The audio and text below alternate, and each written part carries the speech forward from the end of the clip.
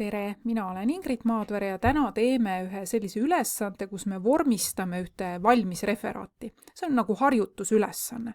Ja kõigepealt, kui see dokument on mul olemas, siis ma teen sellest koopia, et ma kellegi oma midagi ära ei rikuks. Kui see on teil kusagil Google Classroomis, siis pole seda koopiat vaja teha, aga mina teen siin praegu siis koopia endale, et ma seda teist ära ei rikuks. Nii, ja nüüd on niimoodi, et kui te hakkate seda referaati vormistama, mis teile on antud, siis meil on tegelikult õppematerjalide all kooli kodulehel on referaatide koostamise ja vormistamise kohta päris palju erinevaid juhendeid.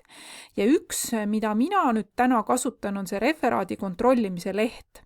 Nii et kui te selle lahti võtate, siis teil tuleb selline dokument ette, millest saab samamoodi koopiat teha, kui te tahate, aga me läheme nüüd selle järgi ja proovime, et kas me saame ühest sellisest täiesti suvalisest tekstist teha nüüd korralikult vormistatud referaadi.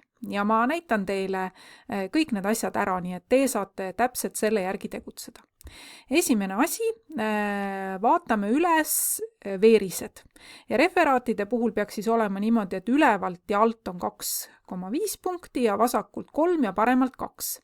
Ja veerised saab siis lahti võtta nii, et kui ma võtan fail ja lehe seadistus, siis need veerised on tegelikult need, mis asuvad nüüd siin siis nagu sellest tekstist nagu väljapool.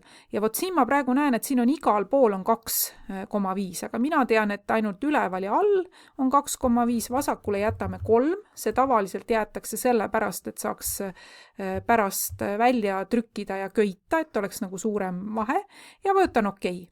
Nii, ja natuke muutuski kohe ära, nii et see osa läks suuremaks. Kontrollime üle, kas olid ikka 2,5, 3, 2. Veerised on paigas. Järgmine asi on siis see, et tegelikult meie juhendis on kirjas, et referaadis peab olema siis font Times New Roman ja suurus 12. Aga siin on nüüd, kui ma selle peale lähen, siis ma näen, et siin on hoopis Arial 10 ja siis vaadake, mis mul on veel. Mul on sinisega tekst ja siis on mingisugune kollasega siin tekst. Nii et nüüd ma teen sellise asja, et ma klõpsan Ctrl+A, mis valib ära siis kogu teksti. Valin siit nüüd Times New Roman. Siia kirjutan 12. Nüüd mina tahan, et see tekst oleks kõik must.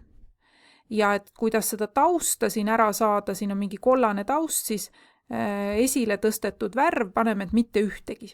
Nii, ja kui ma nüüd klõpsan kuskil mujal, siis näete, nüüd on kõik, font on ühesugune, nii nagu peab olema. Lähme vaatame edasi, mis meil järgmine on.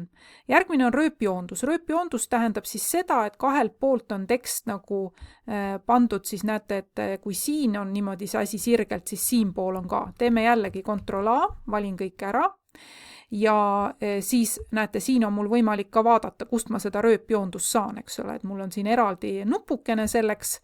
Kui teil see nupukene ei ole nähtav, näete, siin on see joondamise nupukene, minul on ta nähtav, siis klõpsate siin rohkem ja teil tuleb veel neid, aga minul on nähtav ja rööpjoondus on siis see, kus mul on, näete, siin ongi mõlemalt poolt, nii vasakult kui paremalt, on ilusti siis niimoodi moodustab sellise nagu väga korrektse vaate, et nad ei ole need read niimoodi erineva pikkusega, kõik on võrdselt.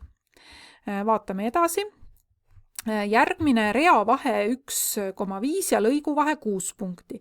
See on ka oluline just nagu lugemise mõttes, et praegu on mul kõik need read on hästi koos ja keeruline on lugeda. Ma vajutan jälle Ctrl+A. Ja nüüd siis lõigu ja rea vahe, vot nüüd peate otsima üles sellise nupu nagu rea ja lõigu vahed. Ma klõpsan selle peale ja valin siit kohandatud vahed, nii on mul kõige lihtsam. Rea vahe oli siis 1,5, panen punktiga, sellepärast et siin Google Drive'is on punktiga ja pärast oli 6, enne polnud öeldud, enne ma muutma ei pea ja vajutan jälle rakenda, okei, ja vaadake, kuidas kohe rea vahed läksid hoopis teistsuguseks, eks ole. Ja vaatame, kas meil siin veel on. Nii, nüüd see esimene osa on praegu nüüd korras, üldine vormistus on korras ja kui see on teil tehtud, siis saate minna teise video juurde.